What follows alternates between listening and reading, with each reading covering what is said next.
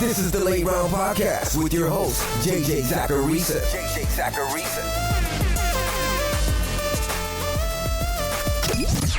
What's up, everyone? It's JJ Zacharisa, the editor-in-chief at FanDuel and at numberFire.com, and this is episode 496 of the Late Round Podcast, one of many shows that are part of the FanDuel Podcast Network. Thanks for tuning in. Back in January, I did an episode of the Late Round Podcast on the importance of rushing at quarterback. If you haven't listened to it, it's episode 472. On that episode, I talked about how the quarterback market in fantasy football is finally properly adjusting for the rushing cheat code that some quarterbacks bring. And that probably should drive up prices. Going with an earlier than usual quarterback strategy makes some sense in today's environment. But we're bound to see more dual threat passers enter the league. And once that happens, once we have enough of a supply of quarterbacks who can throw and run the ball at a high level, then the edge you're gaining with a player like Josh Allen, that gets smaller. He becomes less valuable with the supply of usable quarterbacks increasing. With the way this year's quarterback class is being touted, that point in time could be sooner rather than later. To see if that's the case, I decided to talk to my colleague Jim Sannes. For those of you who don't know Jim, he does it all for FanDuel and numberFire. He's won a handful of FSWA awards across multiple sports. He's the host of podcasts like The Heat Check, The Solo Shot, and Covering the Spread. And for purposes of today's episode, he prospects the quarterback position. Every year I bring Jim on to talk about his yearly article on finding statistically superior quarterbacks in each draft class. He has a set of criteria that he works off of in order to spot the best passers in a certain class. I sat down and talked to Jim about the big five quarterbacks in this year's class, how this class compares to other ones in history, and which quarterbacks are going to bring us that extra fantasy football juice with their legs. It's an episode that you don't want to miss, especially if you've got a Superflex draft upcoming. Now, before getting into my interview with Jim, I wanted to send a reminder that the Masters starts this week. And for only $15, you can take a shot at competing for a part of a massive $1 million prize pool, with first place taking home $200,000. All you have to do is head on over to FanDuel and set your fantasy lineup for this year's Masters tournament. For more details, visit FanDuel.com or download the FanDuel app today. Eligibility restrictions apply. Now let's listen to Jim drop some knowledge on this superior quarterback class. So Jim, I have you go through this each and every year, but every season you write an article over on numberFire.com on statistically superior quarterbacks. So what's the process that you go through in order to find out which quarterbacks are best within a certain draft class? Yeah, the one thing I can't know at the time is draft capital, and that does matter quite a bit. It doesn't matter as much in separating like the elite guys from like everyone else, because we've seen Patrick Mahomes, Lamar Jackson, Deshaun Watson all tumble a bit in the drafts recently. But if you're looking to avoid busts, you need them to go basically the earlier the better. So that's one thing. But outside of that, if we're talking like when I write it up in February, we're looking at efficiency, experience, and age. And those are the three key components there. And like the gold standard is like a player who is efficient, young, and experienced. So like coming out of their age 20 or age 21 season, 30 or so games of experience, adjusted yards per attempt, roughly around 9 or higher is generally kind of the cutoff there. And the biggest bust potential I've found is guys who are, it is guys who are inefficient, but also mainly it's guys who are older and inexperienced. That's a really big red flag. If you're an older player, not a ton of experience in college, I make the cutoff games with at least 10 pass attempts. If you fit in that category, the odds you wind up being a bust they're pretty high. So basically I want efficiency, youth, and experience. If I have to budge on something, I'm probably most willing to budge on like getting to 30, but like it does depend pretty heavily on the age too. So this year's quarterback draft class is getting lots and lots of love. Now, based on the criteria that you're looking at, is this the best draft class that we've seen in years, like some people are saying? Is there really any comparison? Yeah, I think that if you compare it to other ones that are regarded as being really good, you go back to the 2018 class, which was Baker Mayfield and all those guys. Like, you look back and look at the profile of Sam Darnold. He wasn't super experienced coming out. Josh Rosen was experienced but didn't have the best efficiency numbers. Josh Allen had really bad efficiency numbers and wasn't super experienced. So you had a lot of question marks there. Like, Baker was the one guy who, like, really checked all the boxes there. Lamar to a certain extent, too, because he was so young and so experienced. Not the same levels of efficiency, but, like, the number of guys here who check a lot of boxes is great because Trevor Lawrence checks every box. Zach Wilson, Justin Fields go a long way towards checking the boxes. And then you at least have Trey Lance and Mac Jones with really, really good efficiency numbers. So I think from a depth perspective, it's good, but also like the high upside guys at the top end are great. So I think it blows away the Kyler class, because Kyler was kind of the lone guy there who really fit what you wanted. It blows away the one the year after that as well. So I think it really does stand out. Like, it's a narrative, but it's a narrative that's well-founded because you have 5 guys who really were good college quarterbacks, which does matter a lot. So you mentioned Trevor Lawrence. He's been looked at as sort of this like flawless prospect at the quarterback position that he's the best quarterback prospect since Andrew Luck. Now, do you find that to be the case? Yeah, it's really hard to nitpick with him. Like, if you were talking like just based on the statistical profiles, like I think that Marcus Mariota would edge him out and Robert Griffin III, they would. But like if we're thinking about everything else and going beyond just the stats, Lawrence, he does everything you really want because he's coming off his age 21 season. That's great. 37 games of experience. That's awesome. Good efficiency numbers. And I think that what's encouraging for me with Trevor Lawrence is that we've seen guys, when they've lost players around them, get really bad. Like, that was the excuse for Jordan Love. Talked about that a lot with Josh Allen. We saw them take steps back when they lost key players around them. But Lawrence lost those players but got better from an efficiency perspective because as a freshman, he had Hunter Renfrow. I'm not sure what that's worth, but he was there. Justin Ross, T. Higgins, Amari Rodgers, like a really good group of receivers. Lost Renfrow after that.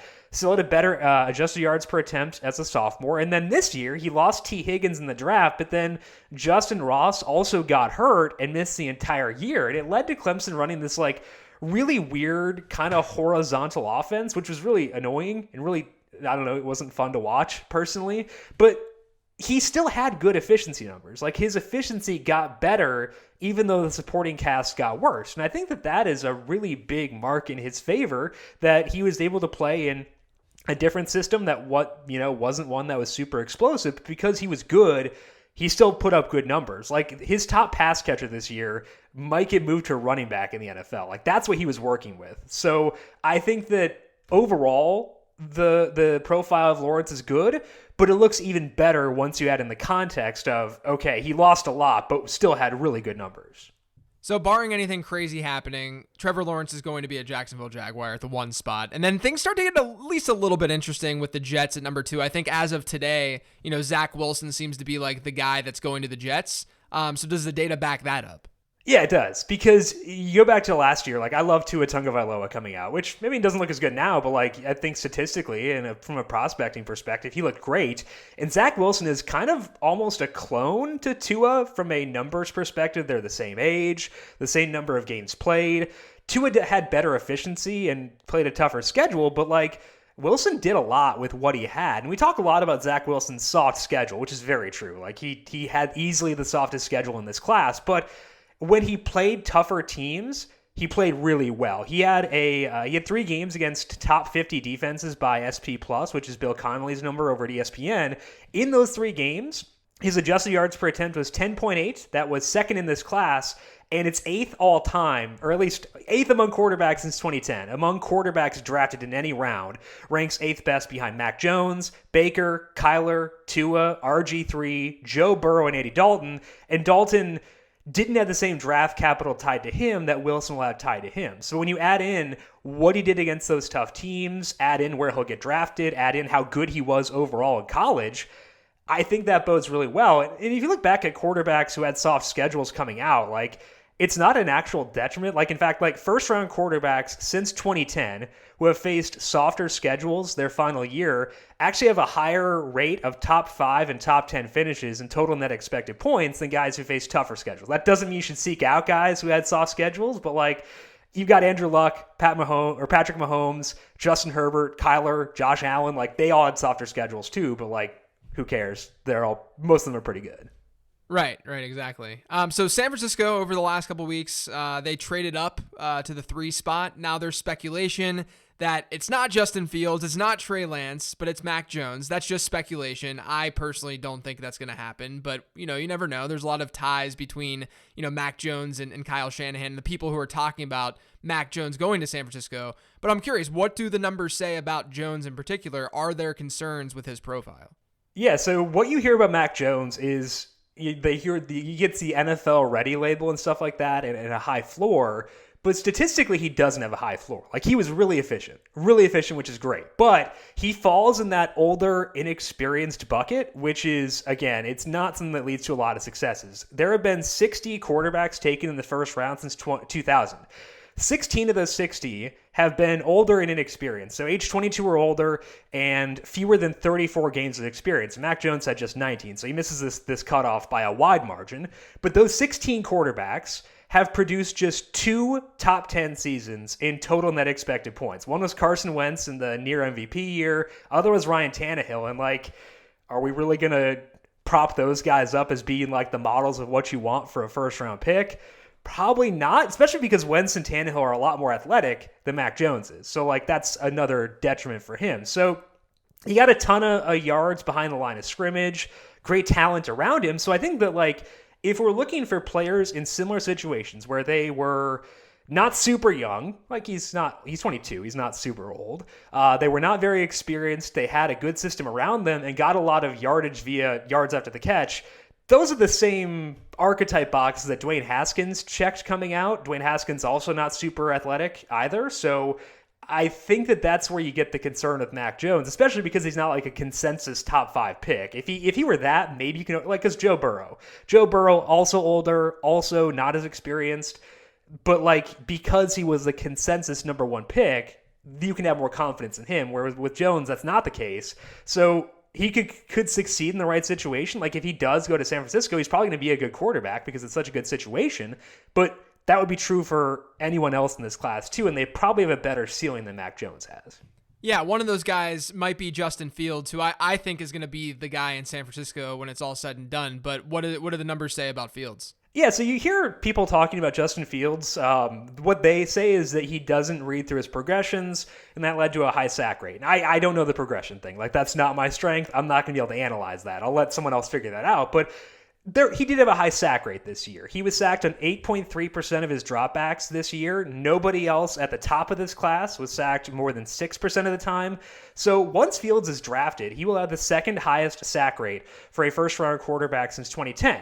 So that's why you can point that out as being a red flag, but there's not a big correlation between college sack rates and those in the NFL. And Ohio State, we talk about some of the bad games that he had this year, but we also have to remember that they had a lot of COVID issues. I can't remember if it was the Michigan State game or the Penn State game, but for one of those games, they were down 4 of their top 6 offensive linemen. So yeah, you're going to get sacked when you're in that situation. They were missing 20 guys against Northwestern. Chris Olave didn't play in that game. He's a receiver, so that's not going to tie into the sacks, but they had a lot of bad issues with COVID this year. So when I hear the sack criticism, I get it. But I also think it's being a bit overblown given the circumstances he faced. And he also faced this crazy tough schedule where 88% of his pass attempts this year were against top 50 defenses by SP+. That's the highest mark among quarterbacks drafted since 2010.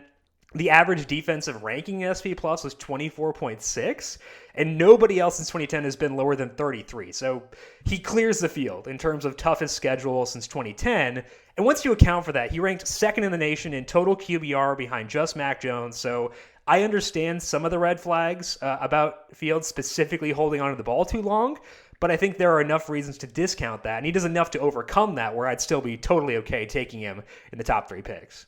Yeah, so rounding out this big 5 group of quarterbacks, you have Trey Lance. So tell me about Trey Lance.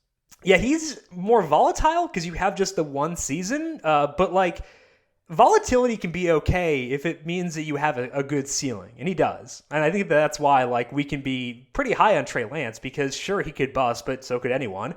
and the true upside is really fun here. So the big red flag is the experience, but it's less of a red flag when you're younger. He's 20, whereas Mac Jones is 22. And Trey Lance was super efficient as a passer in his 1 year. He did have a lot of open dudes. Like if you're watching them, like it's a lot of open guys. And he would sometimes miss those open receivers too. So he's not as complete to me as Justin Fields, Zach Wilson, Trevor Lawrence. But the reason that I'd still be in on him is the rushing, because he's kind of like a truck. He was like, especially in the one game he played this year, like he got huge and it was noticeable. Like when you look at him, he's just thick. So the way that I view Trey Lance is kind of like a thicker version of Michael Vick, where they had a small sample of pass attempts in college, but they're really good runners. They've got these huge arms, which means that he has great upside. Maybe some question marks around the accuracy, but I think that there are enough boxes there where Trey Lance has a lot of things you can bet on, and I think that's pretty enticing for sure. Yes, you're talking about the mobility of Trey Lance. You know, the fantasy football world, they finally seem to realize the importance of quarterback rushing after all these years. So how would you rank these Big Five quarterbacks in terms of what they'll be able to do with their legs and not just their arms?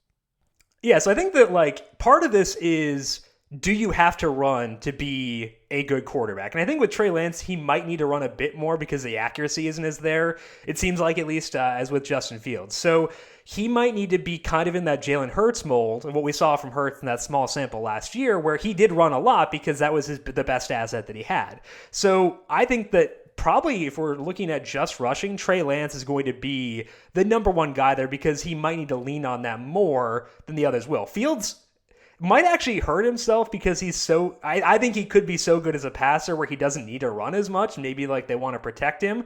So that might ding him a bit. I'd still put him second on this list because a smart team will use him as a rusher. And I have faith that if he does go to San Francisco, that they will use him in that way. So I'd put him second. Lawrence is third. People talk about his athleticism a lot, but you know, it's kind of like Burrow last year where they could probably talk about it a bit more, where when he needs to run, he can, and he's fast. Like he's pretty fun to watch as a rusher. Wilson's next. Not like a huge plus runner, but he definitely adds as a mobile quarterback, can move around a bit, can run when he needs to. The reason that he's a bit lower is he's smaller. So like you probably don't want him running that much. And then Mac Jones, not gonna give you a whole lot there. Yeah, he's not escaping the pocket like Lamar Jackson there. He's not Tom Brady, like from a, oh my goodness, why is he actually running perspective, but like, you know, it's not a major plus. Yeah, it's not surprising. We've all seen that picture of Mac Jones without a shirt right. on that goes around the internet. Makes me feel, you know, I'm not comparing well to Mac Jones, but I do feel a bit better about myself at least. Mac Jones is everybody, is really what that picture shows us. So the last question that I want to ask you, are there any other quarterbacks outside the Big Five, you know, that are intriguing in this class? Yeah, so Kellen Mond is kind of interesting, and he's been getting a little bit of buzz recently, which I find very interesting, because like the one thing he doesn't really have in like his, like the profile I look at is the draft capital. He's probably not going to be a first round pick. If he were, that would get my attention, because you know, I was talking before how you want quarterbacks to be young and experienced, and Kellen Mond very much is that. He was a 4-year starter. He has 46 games with at least 10 pass attempts, but last year was his age 21 season. So he is 9 months younger than Mac Jones, but has 27 more games of experience, which is the same number that Zach Wilson has. So you take Mac Jones and add Zach Wilson, and that's Kellen Mond from an experience perspective. Now, Mond wasn't like super efficient. He also didn't throw downfield, which was really annoying. The question is, like, did he not throw downfield because he didn't have the guys to throw downfield, kind of like we saw with Trevor Lawrence this year, or is he just not a good enough passer downfield to do that? I don't know that. Again, that's not my strength.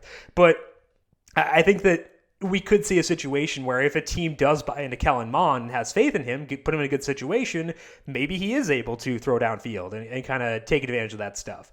He's kind of small, like from a build perspective. He's built similar to Zach Wilson, 6'2", I think 214 at his pro day weigh-in, but he is fast. He ran a 4.57 40, so there could be some rushing there. Probably don't want to run him a lot just because he is a little bit smaller, but if he were to get some draft capital behind him, that'd be kind of interesting. It's just the downfield throwing thing put a bit of a lid on the optimism that I had from initially looking at his profile, with the youth and experience being really enticing to me for sure.